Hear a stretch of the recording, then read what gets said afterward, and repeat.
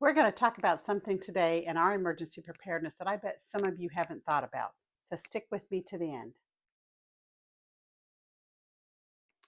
Welcome back to some of you that have been watching. We are on week 17 of our 52 week emergency preparedness.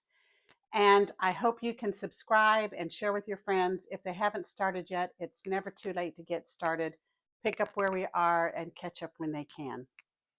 So this week on our food, it is saying to collect 2 bottles each of your favorite spices or seasoning, something that you use a lot in your kitchen that you don't want to be without. Anywhere from mixes and salts, peppers, celeries. I got everything bagel seasoning and things that I just know my family likes to have as a seasoning. Need to get, you can go large, medium, small, whatever your family size, but get a couple of bottles, put them back in that tub in your food storage, have some that you can rotate in and out of your pantries with. So that's it for the food. For our household items, it says to get 3 bottles of Dawn dishwashing soap. And I usually get the big refill bottles. And they picked Dawn because it has a lot of purposes other than just washing dishes. There's mixtures you can mix with Dawn and other ingredients to be an insect repellent. It can be a laundry cleanser mixed with hydrogen peroxide and stuff like that. So there's a lot of things that Dawn is good for. I wished I had a little book on the things that Dawn is dishwashing soap is good for, but that's why they recommend Dawn. It's tough on grease, they say.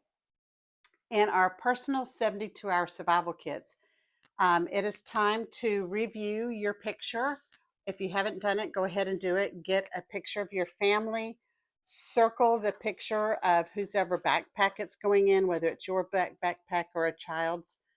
And then on the back, list information like the child's name, your address, who the parents are, dad's phone number, mom's phone number, an in-state relative and an out-of-state relative, um, and then any medical allergies or any medication that they need to be on that hopefully they have in their backpack with them. I usually do this on a lot smaller scale, and then I laminate it and latch it to something just inside their backpack. So that's a good time to update any medications, update your contact people, and get that updated in everybody's backpack so that they're up to date. In our emergency fund, we are up to $17 this week in our emergency stash, and that should, by the end of April, which is today, last Monday in April, you should have $153 in each of your emergency cash stash for your book bags. So if you've got more than just a mom and dad, if you're doing this, with a family, congratulations on making it this far and to have been able to set aside that kind of money. This will just continue to build as we go on through the year, and you'll have a nice emergency stash for when you need it. I actually had to dig into this stash over the weekend. I was doing a health expo and forgot to pick up petty cash from the bank Friday. And I'm like, oh dear, what do I do? So I went and wrote little IOUs inside of my envelopes and took out the 5s and 10s and was able to get through my expo. And then I put the money all back so that I have my $153 in each one. And our family prep, this is one some of us may not have thought about in the past, but it says to get a pet 72-hour survival kit. And I have this cute little bag that, just a bag that I can hang on the hooks down my coat rack in the hallway. And in it, and also out in my family tub, I have an extra box of cat food, a bag of cat food. So I have that I can rotate in and out of. But I've got cat food in my bag. I've got water bottle. I've got some of her snacks that she likes. Got a little dish, little collapsible dish that opens up and pokes out where you could put water and food in it. And I've got cat food getting all over my kitchen. And that is nice to be able to set them down and feed them. I've got this one bottle here that if you're out and about and really can't stop, you just put water in it and then You push this little button, water runs down there, and they can just drink the water straight out of this. So it's important that we keep our pets in mind when we have to evacuate and not to leave them behind if you can. I wanted to give a little plug out for the Boy Scouts of America. This expo that I went to over the weekend, they were selling these little emergency kits. And I thought these are perfect size, very lightweight for our emergency backpacks. And they had a variety of them. They had a bigger one that you could use for your family first aid backpack. They have one for auto.